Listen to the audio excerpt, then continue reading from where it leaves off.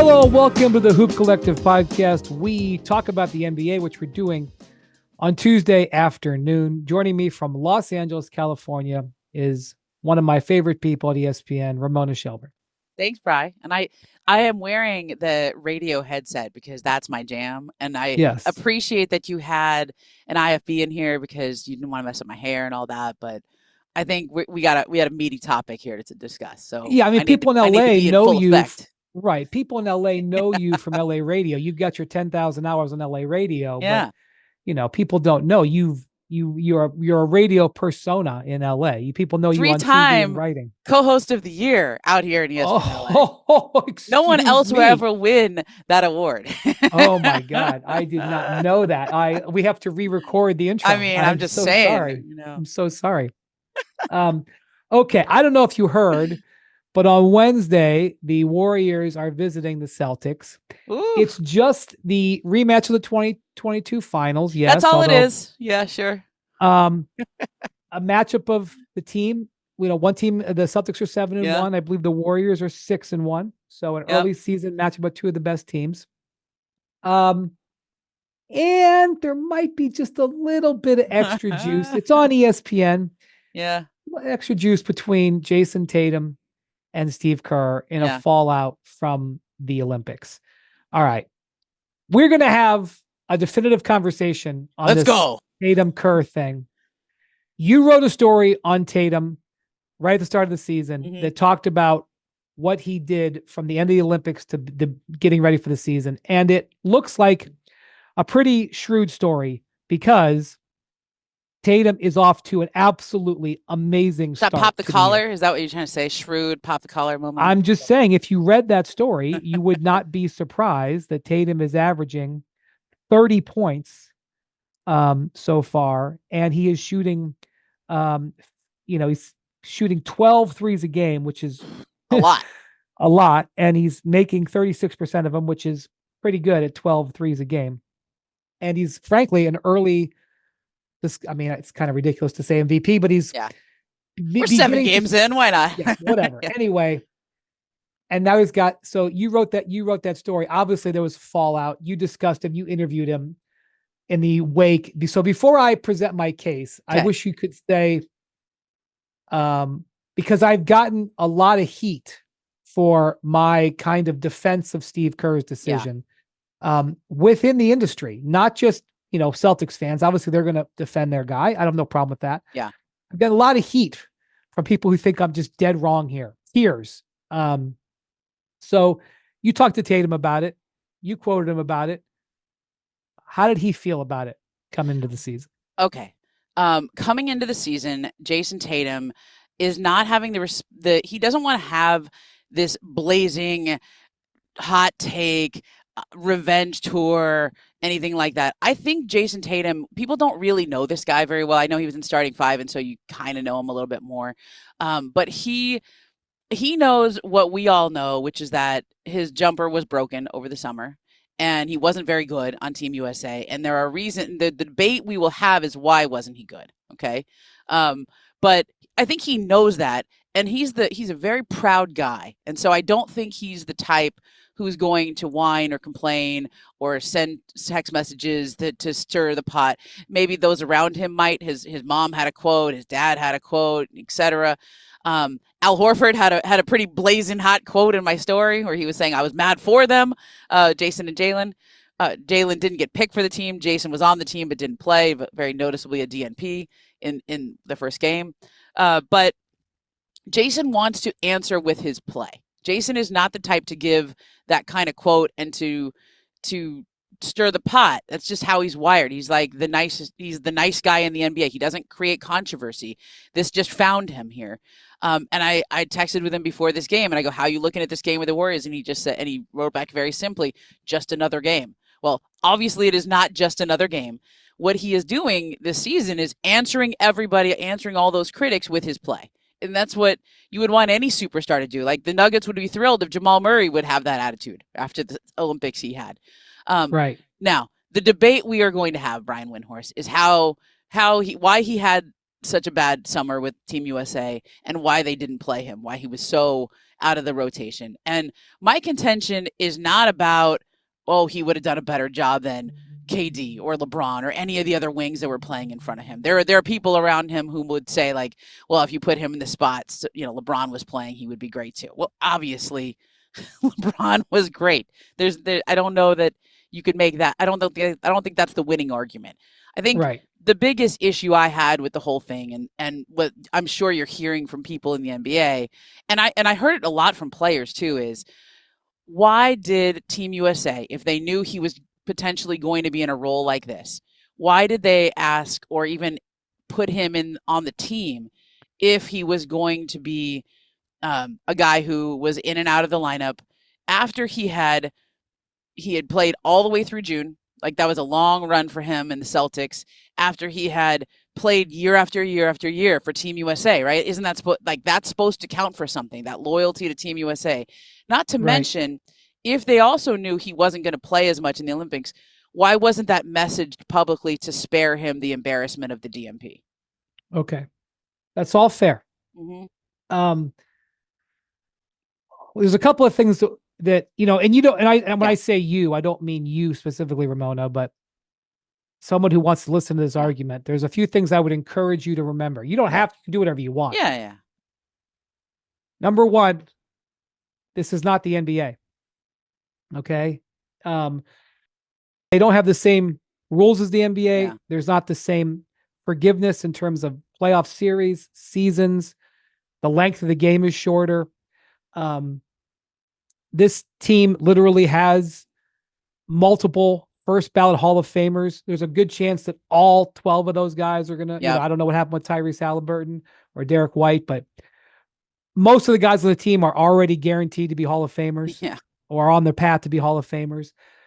You can't have a star system, really. Like, you can't look at it through an NBA lens. I mean, you can, and if you do, you'll have a certain viewpoint, but know that Steve Kerr, and it wasn't just Steve Kerr, but obviously Steve Kerr owns the decision, but Eric Spoelstra, Ty Lue, and Mark Few were on the staff. And Jeff Van Gundy, okay?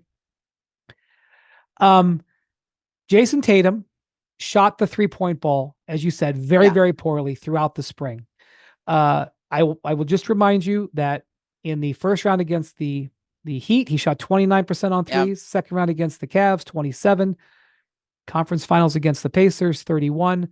Finals against Dallas, 26. Yeah. He shot the ball poorly from three in practice. Shot the ball poorly from three in the warm-up games. That was a factor. Also, the Team USA was looking at Jayson Tatum as a power forward. Okay. This is one of the things that people argue. Well, why didn't you just put him in the game instead, over here? Like Steph Curry was struggling. How come Steph Curry didn't get benched, Yeah. Steph Curry doesn't play the same position as Jayson Tatum. Okay. Like, now I know people have said, well, just give him 2 minutes. Like, this is one of the arguments that is given. And like, maybe if Steve Kerr had done that, he would have avoided a lot of the scorn that he got. Yeah. I don't think it would have mattered, because I think if you give Jayson Tatum 2 minutes at guard, it's the same as pretty much, it's actually kind of more disrespect, but whatever. Yeah. The other thing is Tatum came late to training camp. I'm not faulting him. He had just been in the finals. Derek White was a replacement for Kawhi Leonard, so he also came late, but Tatum had some personal reasons. It's fine. I'm just saying. But this is also a guy who had been in the Team USA program, so this isn't like a newbie to the Fair enough. Program. Fair enough. The personal reasons were totally valid. I don't doubt that. Yeah. I'm just saying he came in, he was a little bit behind from day one. Fair. The first couple of practices and scrimmages, he wasn't even there. Also, Bam Adebayo was playing brilliantly and actually effectively shooting the three-pointer. So Adebayo, and the other thing is he didn't get benched for all 6 games. He got benched for 2 games, the 2 games against Serbia. Now, he also played against Serbia in a preseason game in Abu Dhabi, and he played fine in that game. His stats were fine. So, but in the game against Serbia, Steve Kerr evaluated they were going to play 10 guys, and he evaluated that their backup power forward was going to be Bam Adebayo. Mm-hmm. And part of the reason they liked Bam there is because Bam can defend centers. And there are times when Serbia plays two centers. They have 3 or 4 7-footers that they play. Yep. They will routinely play a guy who would be a center at power forward, especially with their second unit. And that is why also Bam was shooting the ball better. And that was a contributing factor that against Serbia, that the 10 that gave them the best chance to win. Yeah. Tatum was 11th. Like, that was the decision. It didn't mean Jayson Tatum sucked. It didn't mean that Jayson Tatum was in the doghouse. And in all honesty, like, I don't think the coaches like thought that this was it was obviously controversial. Steve Kerr knew it was controversial. He accepted that. They didn't regret it, because when they didn't play him in the Serbia game in the group play, when they came back for the semifinal, they did it again, knowing what the fallout would be. They liked what their game plan was. And so it's a 40-minute game. It's a 40-minute game against the biggest team in the Olympics. And you might say, well, France is the biggest team in the Olympics because they have Wembanyama and they have Gobert. Yes, but if you look at the actual rotation that the Serbia played, they actually had the most size. And you needed somebody, you needed the ability to have 2 guys in there. The other thing is Joel Embiid was on the team basically to play Serbia. Yeah.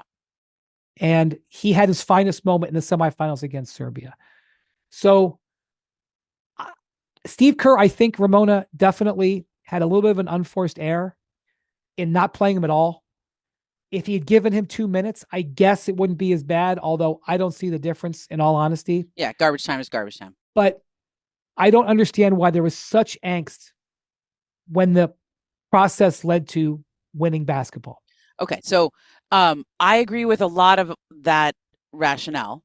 And I think that all of it would have made sense to say, or at least message in advance. And I understand there's a gamesmanship, and I understand you don't want to give away your strategy. They don't need to name the players that are not going to play or not play. But Jayson Tatum is a first-team All-NBA player. He is a NBA champion. He has been committed to Team USA. He deserved at least some public messaging before that game, if that's where it was going to land. And he will not argue with you when you say he was not shooting the ball well. We all, like, you name the stats. Right. He had a mechanical flaw with his shot that had popped up earlier in the year. It came up in the spring again. That's why he didn't have this crazy playoffs. He was not hitting the 3-ball like he normally does. I can't really describe it. Somebody has said it's something with his elbow was turned in too much. But he clearly has gotten in the lab and fixed that now at the early season of this, in the early part of this season.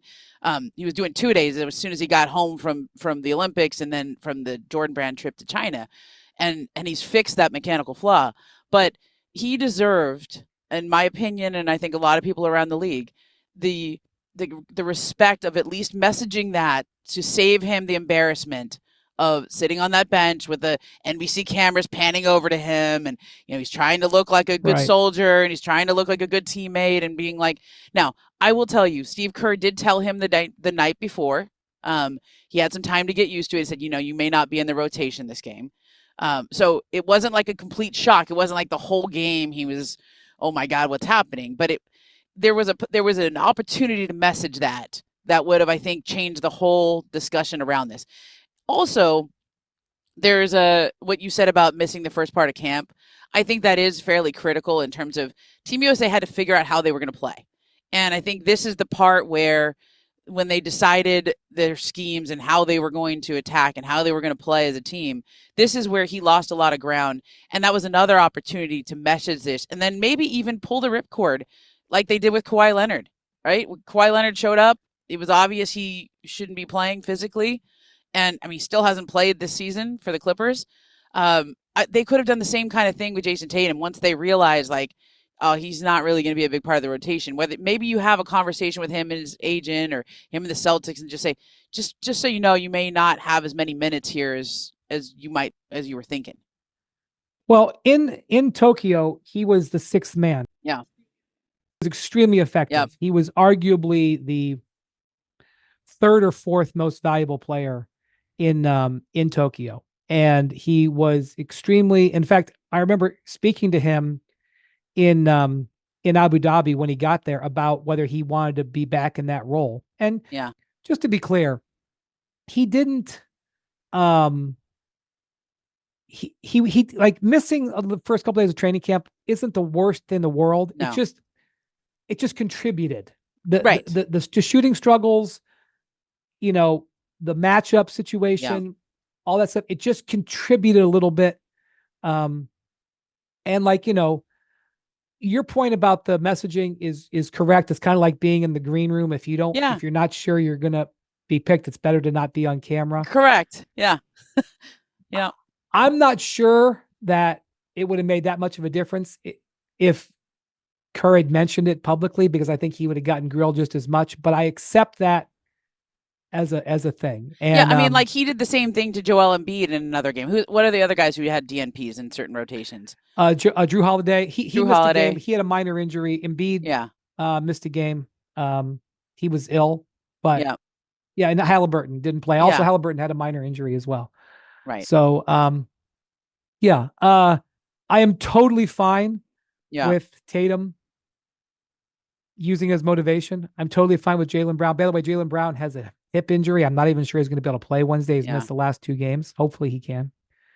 But, you know, I have a feeling that this is going to stick with these guys for a long time. Oh yeah. Listen, we all talk about the sometimes when you win a championship, that coming back, there's a little hangover. It's hard to get motivated for the, you know, Wednesday night and pick whatever NBA city, Indiana or Memphis or whatever. Like the Boston Celtics have come out of the gates with their hair on fire. Like I mean, they are shooting threes at a historic pace.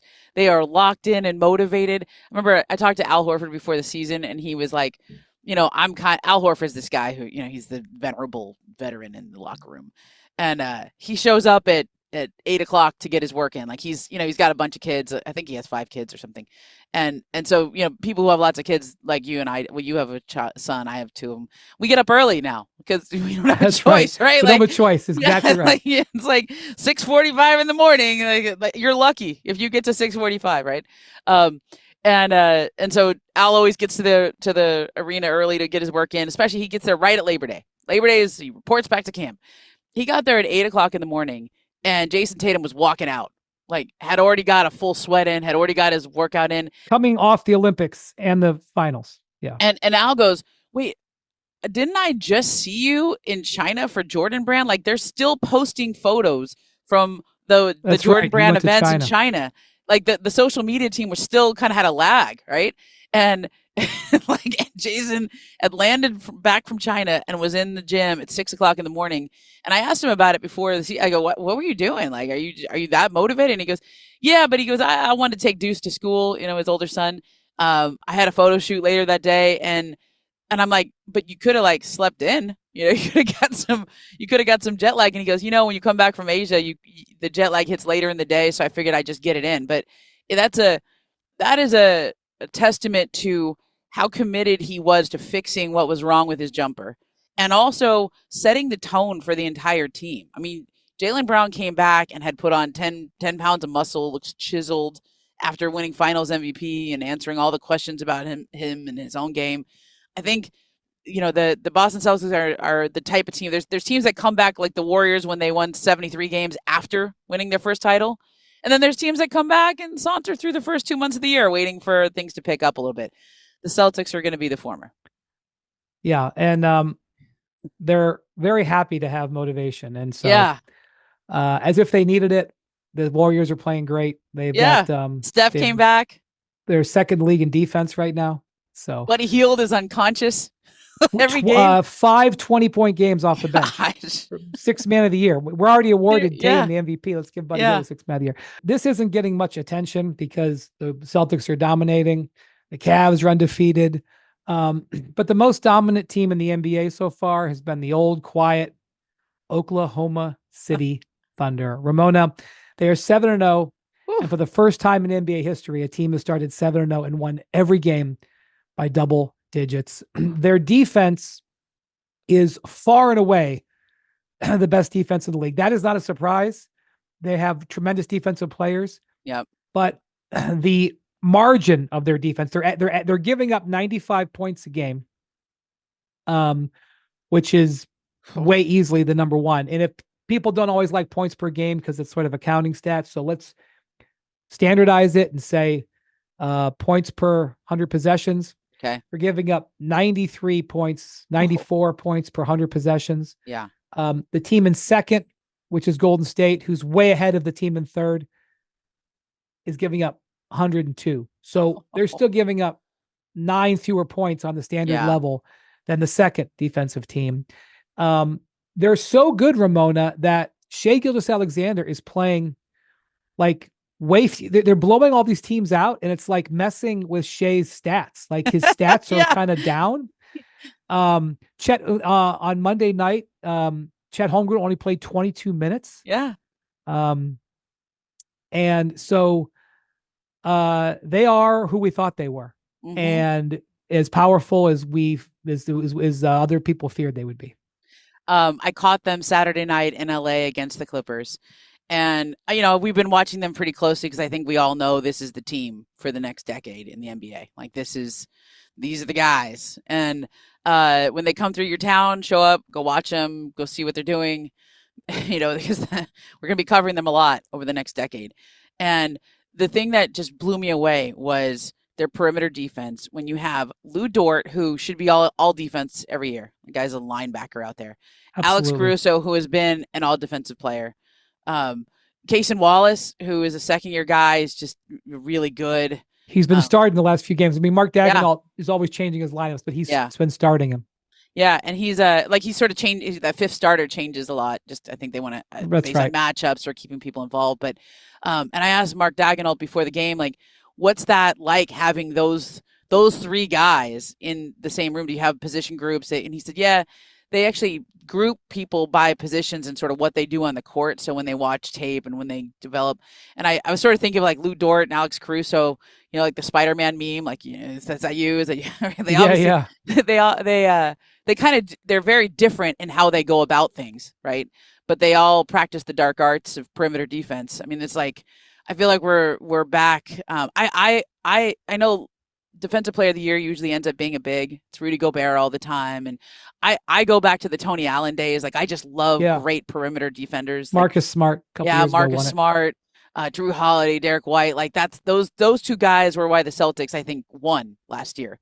Obviously the stars had a big jump, but the perimeter defense was incredible. For sure. No question. And that's why those two guys were on Team USA, by the way. Yeah. Holiday and White. And played more than Jayson Tatum. Well, it wasn't because of defense necessarily, but Suzza's whatever. Go ahead. Okay.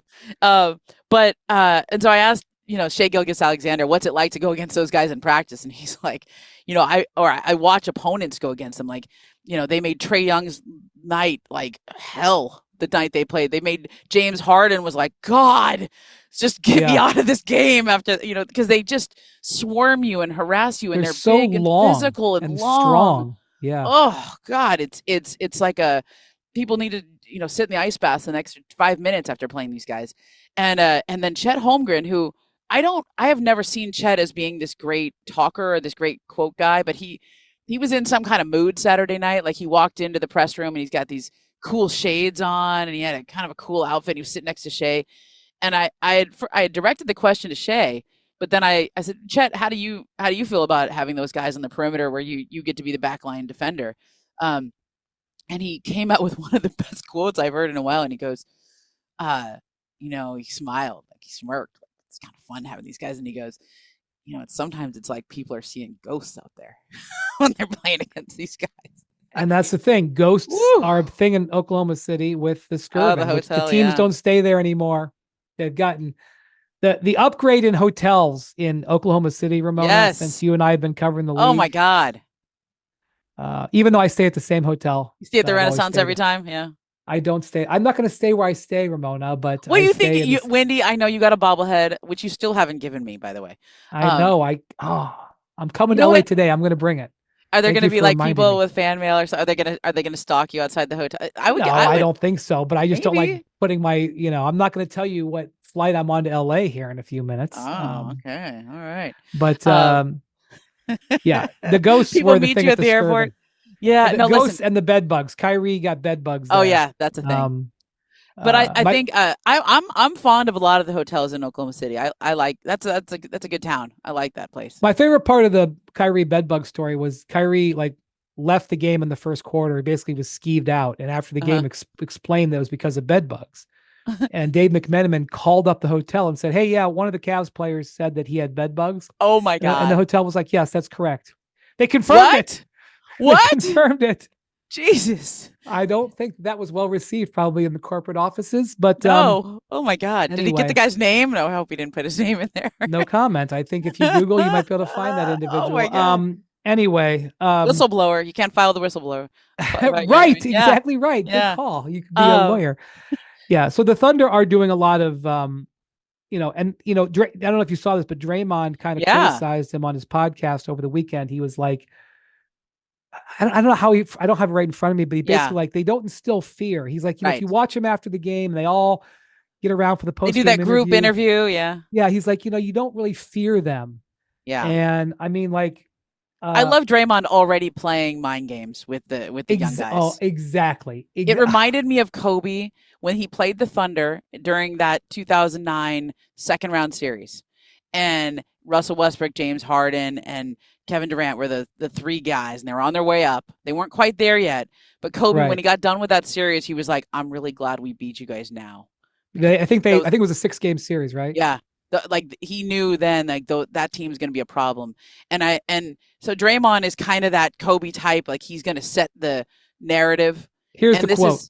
Okay. Here's the quote. Read it. One thing I see about the OKC team that's alarming to me is their post game. 7 guys in an interview. There's a certain seriousness it takes to win this league. And there's a certain fear you have to instill in teams in order to win. I don't know if they're instilling fear in teams with all the bromance and stuff after the game. That is such a mind game. That's because so who great. cares what they do after the game? You called that exactly right, Ramona. I love it. I love it from Draymond. I love that you called it. The Thunder players, all tried to ignore it, although you can tell. Oh no, it got their attention. I talked to Dort about it the other day. Yeah. Yeah. I mean, and it's fun too, because if I were Oklahoma City, the way you should take that is he's afraid enough of you to start playing mind games. You are enough of a problem that he has noticed you and is already starting to put you in the kid cat. I mean, that was his way of sunning them. All right, kids, go off to the corner until you get serious. Then you can play. I mean, Draymond is great at this, setting this agenda early. He did this with Memphis a couple years ago. Remember when Memphis looked like the team that was going to challenge the Warriors? Right. It also reminds you what it's like when the Warriors have that swagger again. Because for the last couple of years, they've been in the play-in just trying to get back to the dance, and now they've got a squad again. And Draymond's flexing like he's like, you got to come through me. It's fun to hear him like that. Well, it's also kind of like on the same level as a yo mama joke, because you're making fun of something that isn't really involved in the, my big brother could beat your big brother up or whatever, because you can't say anything about their game because it's so strong. Oh my God. And you're right about Shea and his stats, because, I've said this before, but it's like, what are the certainties in life? Death, taxes, and Shea Gilgeous-Alexander getting 30. I mean, that's he just drops 30. He's still kind of getting 30 sometimes, but he's not right. He's averaging 5 fewer points a game. Yeah. And it's not because he's playing poorly. It's because he doesn't need the 30. Yeah. Because they're only giving up 90. Yeah. It's hurting his MVP case. I mean, I thought he might lead the league in scoring, but I don't know if he's going to be able to if he's not going to play. Well, Jackson was pointing out, Shea has not been a high volume 3-point shooter in his career. Right. He's shooting 7 a game so far this year, and he's only making 28%. And which, by the way, if there's one thing that you could point out about the Thunder, it ain't their post-game interviews. Yeah. It's that they're not a great 3-point shooting team. I think they're 18th. But that's variance that could change. The beat writer for the Oklahoman Joe Lorenzi asked Shea about his, people are concerned about how many 3-pointers you're taking. What do you say to those people? And Shea looked into the camera and was like, "Thank you for your concern." It was that kind of night. Man. They're feeling themselves a little bit. That's awesome. Yeah. All right, Ramona, thank you so much for your insight. You've got some more. Ramona's been on a tear. She had a great story about Tatum in the preseason. She had a great story about the Nuggets last week, which was sort of a layer of coverage on the Nuggets that you haven't seen elsewhere. And I know she's got more coming. Yeah. So yeah. Well, we're going to talk a little bit about the Suns with Jorge Sedano coming up here on the Hoop Collective. Okay, joining us now here on the Hoop Collective is Jorge Sedano, who does so much for ESPN. George, first off, welcome from Los Angeles. How are you? I'm good, Brian. Thanks for having me. I love the upgrades. You got like a fancy studio here that I'm working out of. I mean, the Hoop Collective must be bringing in big boatloads of cash, man. Yes, you have to speak to Jackson about that. He's in charge of all of our expenditures. I appreciate you doing this because this time of year, you've got one of the craziest schedules at ESPN. So you host an afternoon drive time radio show at ESPN LA. I'm sure no one ever talks about the Lakers on there. I'm sure it's Clippers and Dodgers only.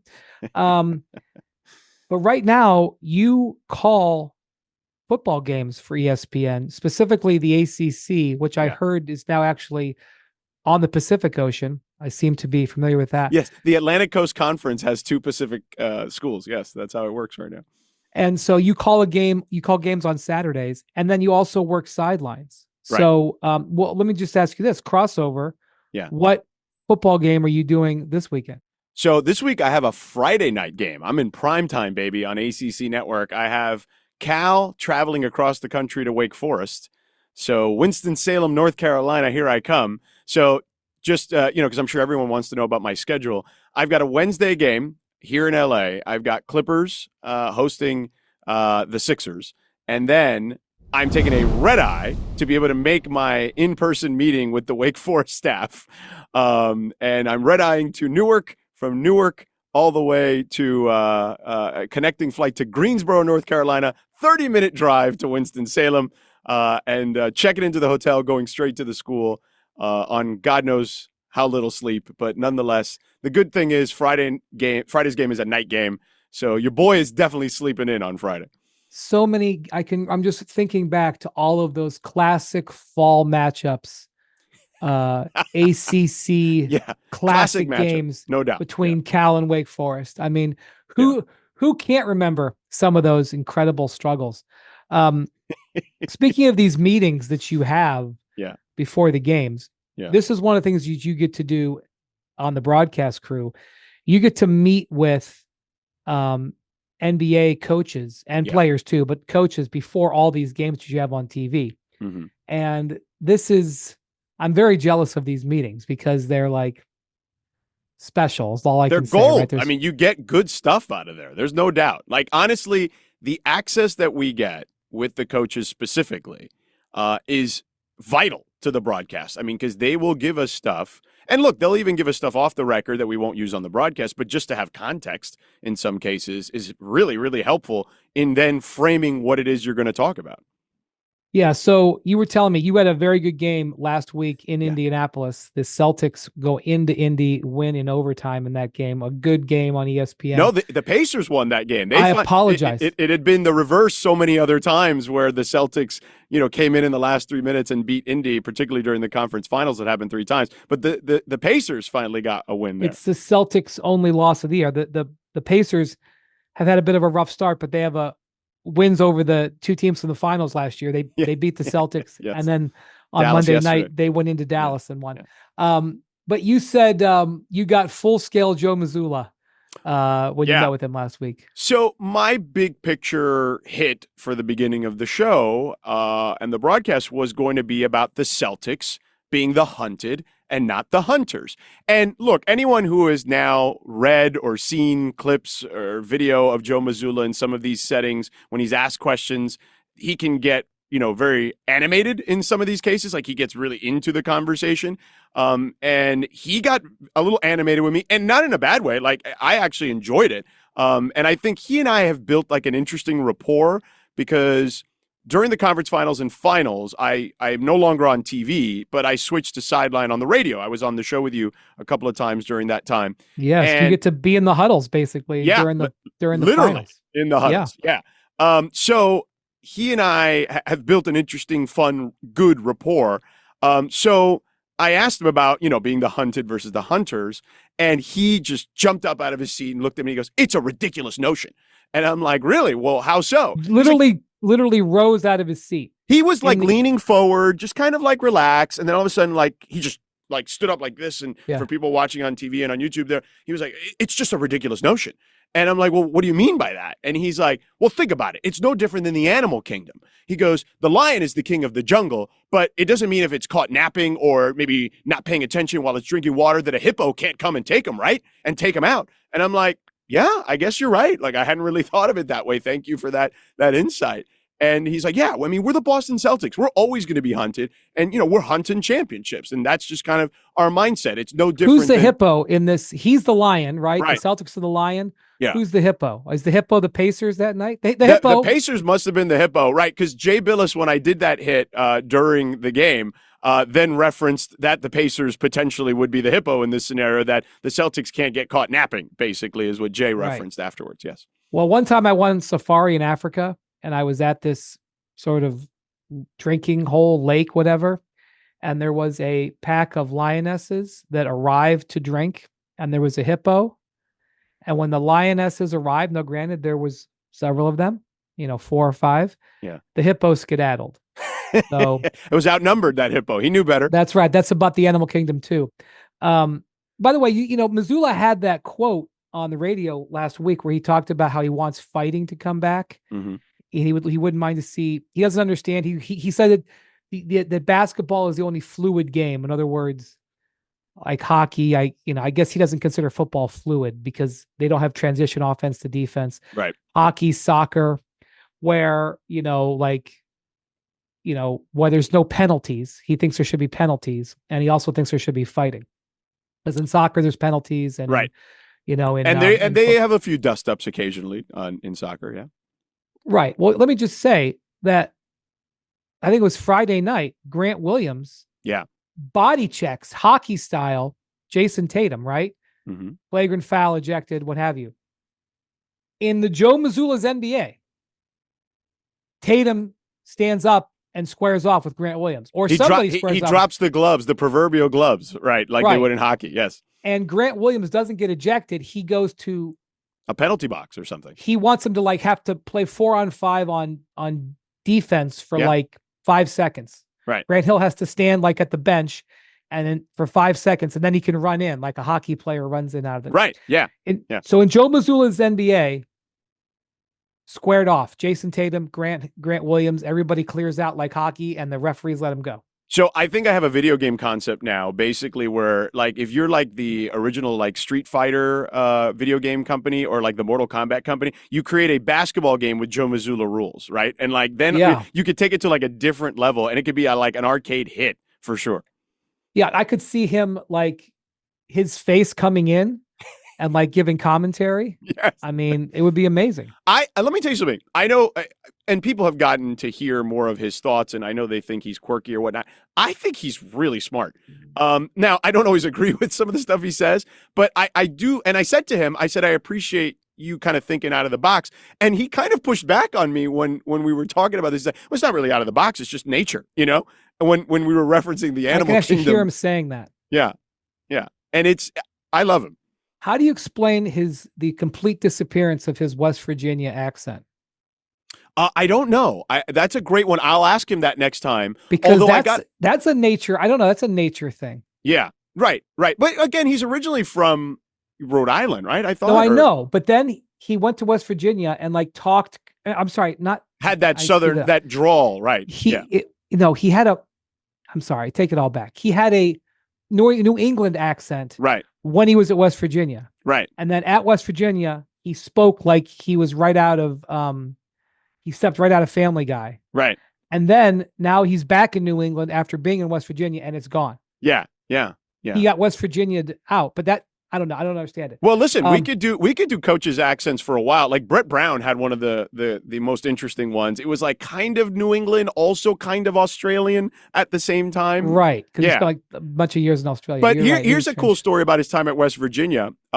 Jay Billis and him had this exchange, and Jay told this story on the air that John Beilein was his original coach at West Virginia, and then John Beilein took the Michigan job, right? So they used to run that 1-3-1 zone at West Virginia with John Beilein, and Bob Huggins then comes in as the coach.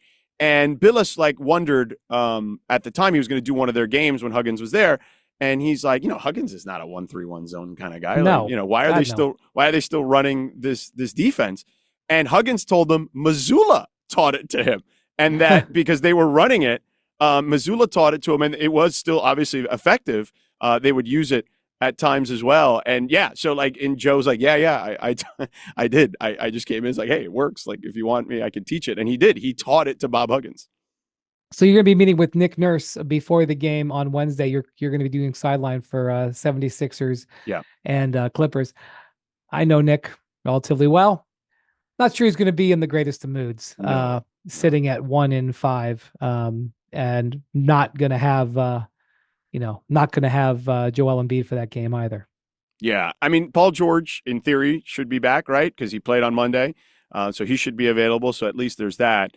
But yeah, I mean, Nick is always another interesting character. I remember, he had he might still have the Nick Nurse hats, right? Like the caps, the ball cap. He does. I think he had like dozens of them. I think he sort of reduced them, but he is a hat man. Yeah. He loves a good hat. And a guitar guy. He's a guitar guy too. Don't forget that.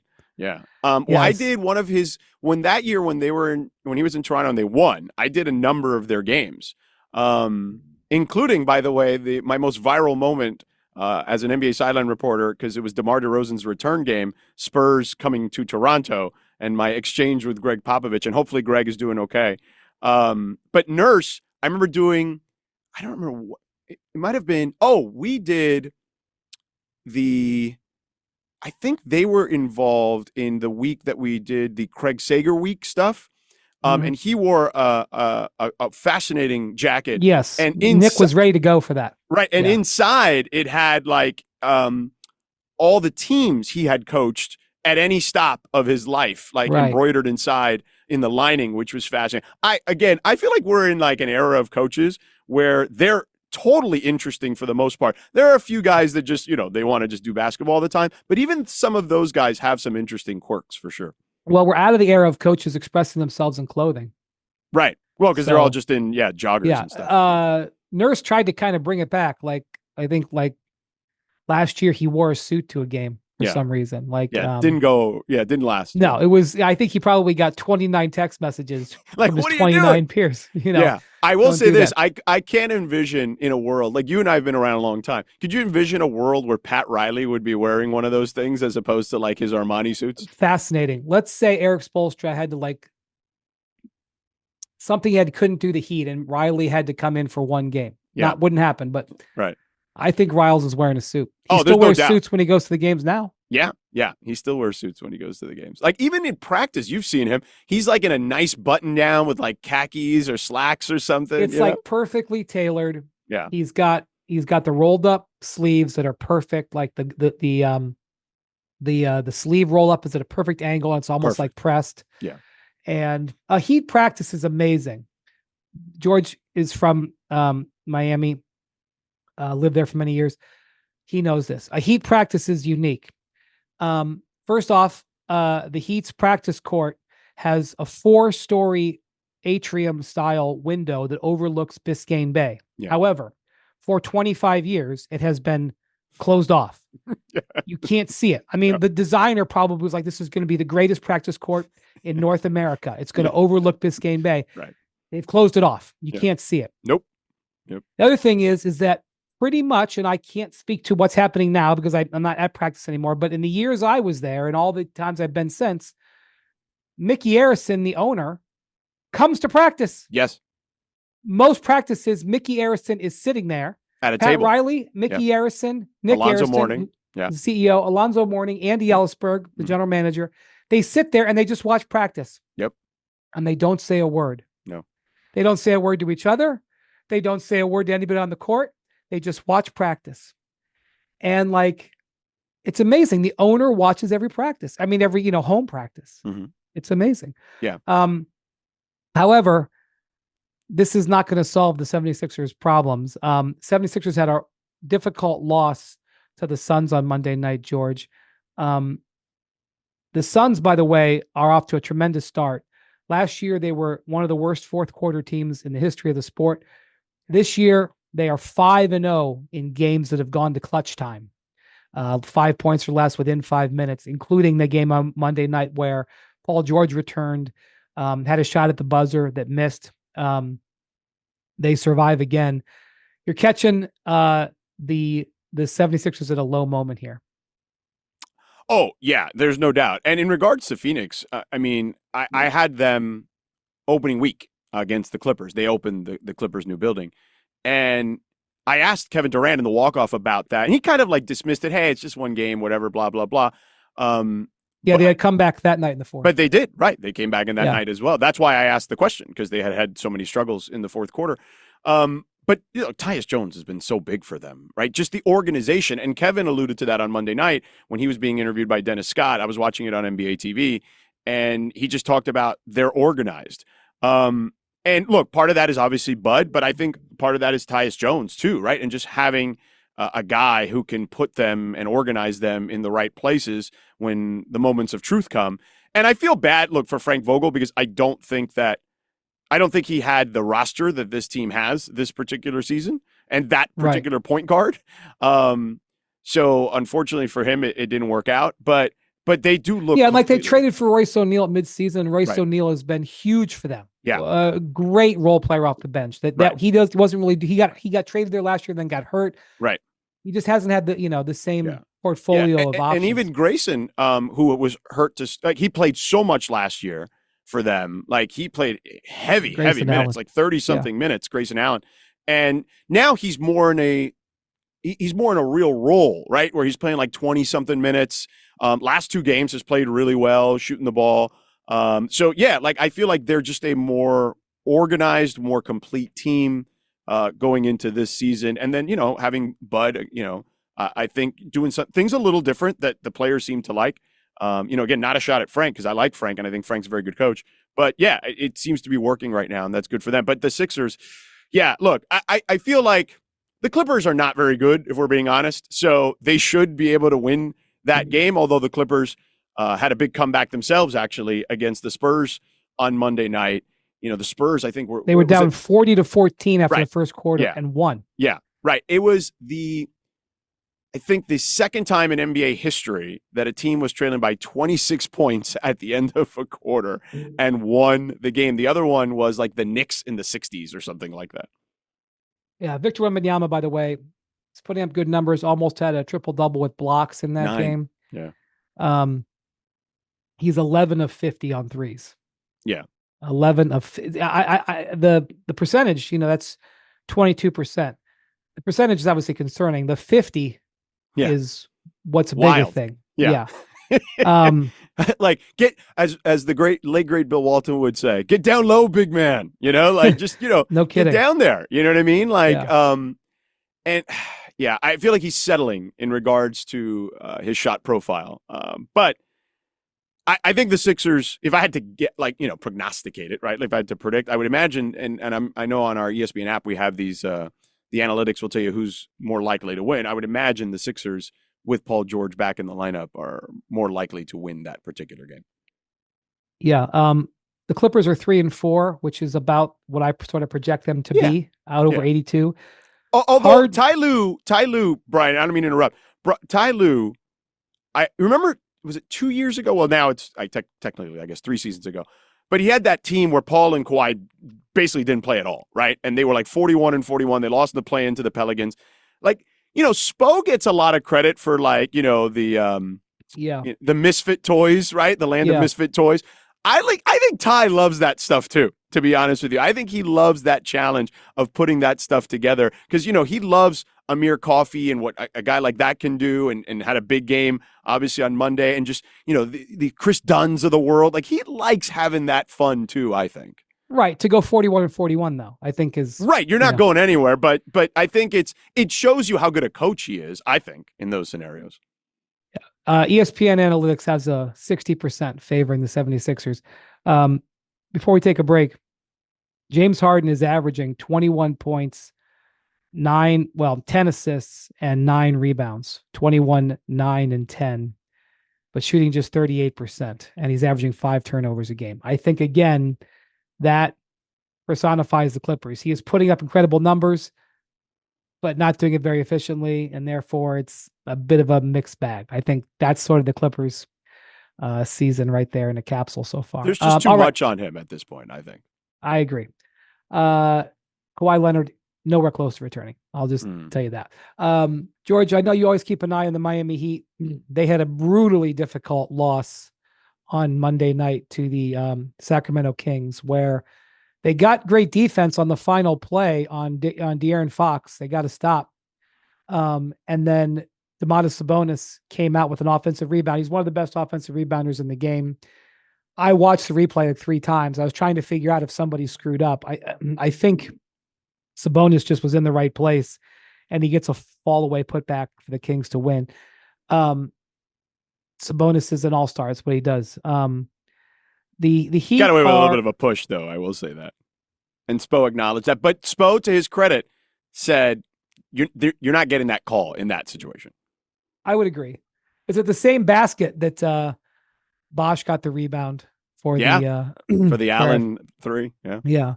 So anyway, the Heat are 3-3. Jimmy Butler, I was expecting to have a massive season playing for a contract. His numbers have actually been slightly down. Spo has changed the offense a little bit to try to get more from their guard play. He's trying to get their 3-point numbers up because he knows how important that is. And as we record this, and it'll be the same when it comes out because there's no games today. Right. The Eastern Conference, George, has 2 teams with the winning records. Yeah, I saw that. So the Heat at 3-3 are in a theoretical tie for third. Yeah. Had Sabonis missed that putback, they would have been in third. So they're not performing badly. They're in that group of teams we had a hard time figuring out that could finish, anywhere between 5 and 10. The Heat. What do you think of what's gone on there early in the season? Well, I think that Spo, to your point, is trying to figure some stuff out. He usually, and most coaches do this, right? They'll take the first 20 games to kind of just get a feel for what it is they want to do. You and I text on Monday night at the end of the game, and we text about Pelle Larsson, the second-round pick from Arizona. I was stunned. I thought I didn't have the game on the right moment because I turned it on for the fourth quarter, and I was like, is this the second quarter? He played almost the entire fourth quarter. They like him a lot. Like, clearly. I mean, them. They don't. I mean, Khalil Ware is their first-round pick, and he's not getting any burn. You know what I mean? Khalil Ware, I thought, as a big man, he looked good in the preseason. I actually thought he might get some time because he looked so good in the preseason, and that hasn't laid out. Yeah, I don't know if they trust him necessarily just yet because, remember, in the preseason, he's playing against a lot of guys who may or may not even be on NBA rosters, Clearly. So... but Pelle, Pelle Larsson, by the way, is a 6'5" wing. Arizona, from Sweden. He's from Sweden, from Sweden, but played for the Wildcats. Yeah, right. He's a second-round pick, and rookie, and he was on De'Aaron Fox for the last shot on Monday. That kind of sort of goes with Eric Spoelstra searching a little bit. Yeah, for sure. And they like him because if you look at them, they don't really have a lot of 3-and-D type guys. And he fits that mold. And he's also, when you talk to scouts, going into it, like I remember them saying they really liked him in regards to his ball handling. Like he was a fairly complete player, but that defensively he was going to compete for sure. And as long as the shot fell, that they felt confident that he could be a rotational type player in the NBA. And then in Summer League, you saw some of that. Like they won the summer, for whatever that's worth, right? The Summer League championship. And he was a big part ring. Yeah. He was a big part of that. Like he played really well in those games. And in the preseason, he played well. They trust him. There's just not a lot of history. Jaime Jaquez, recent history, sure.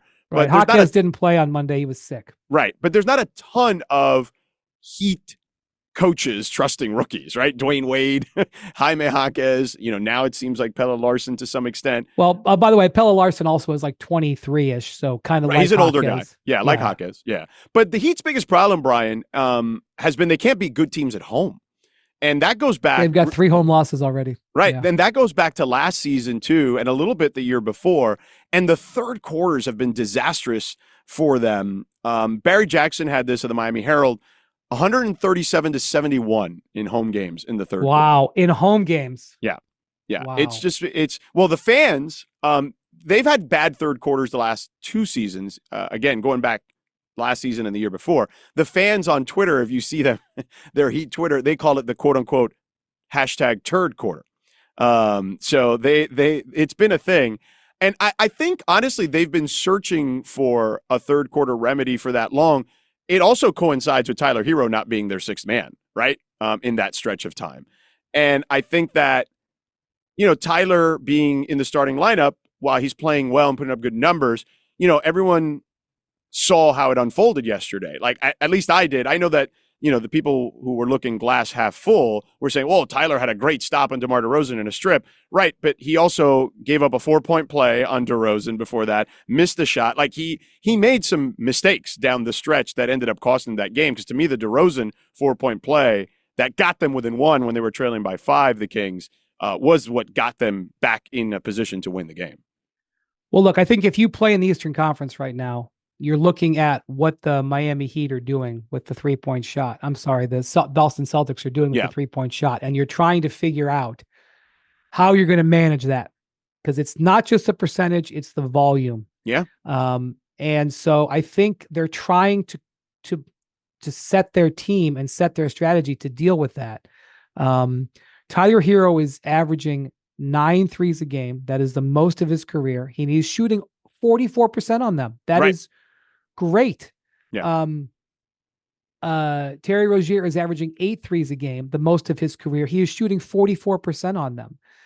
That is clearly what Eric Spoelstra wants. He got Bam Adebayo shooting threes this year. He is not doing so great on them yet. But it's clearly an effort, Jimmy had a big 3 at the end of that game too, even though he's not shooting it very well, shooting like 20-something%, but yeah. Correct. The Heat are attempting to execute something with their strategy here. And, Duncan Robinson is still in the rotation. And he's always chucked threes. Right. He was 3 for 3. In that game. Alex Burks is up there shooting threes. To your point, that is exactly the case. But to me, it all rides on what happens with Jimmy, right? Like I was with you. I thought he was going to have a monster regular season because he wants to get paid, right? And it seems like that's the angle. I thought he's played really well in fourth quarters for sure. But I am a little cautious of what that could look like for him. The market could look like for him. He's 35 years old.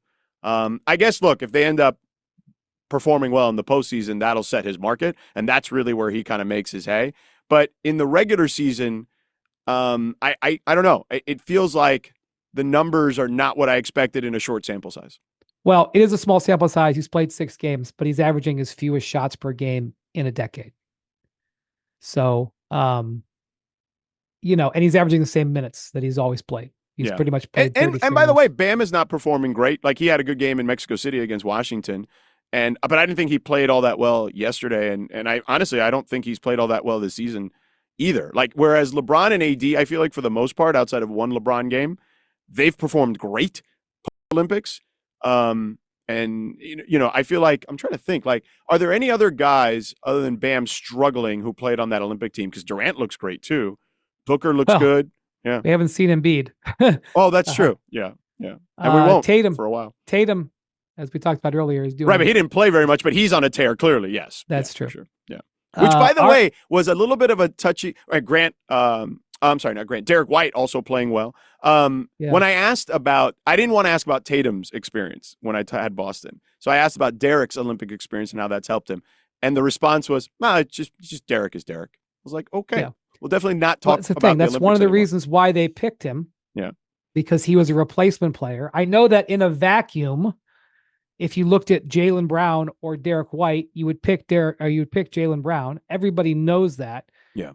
But they were picking him for a spot that wasn't going to be a guaranteed playing time, and they may need him to do a bunch of different things. Yeah. And again, people look at this with complete absence of the nuance and reality, and that makes it so tough. Guys got to do the dirty work. Some guys got to do that, right? And you'd rather have a guy who knows how to do it. Yeah. Right. And would be totally fine. He ended up coming in and playing quite a bit. But whatever. That's neither here nor there. All right, George. Thank you so much for your time. Have a safe trip to Wake Forest. And I'll see you Wednesday at the Intuit Dome. All right, Brian. Thanks for having me. All right. Thanks, everybody, for watching Hoop Collective. Thank you to Ramona. Thank you to Jackson, our producer. We will be talking to you on all of your YouTube and podcast platforms in the very near future.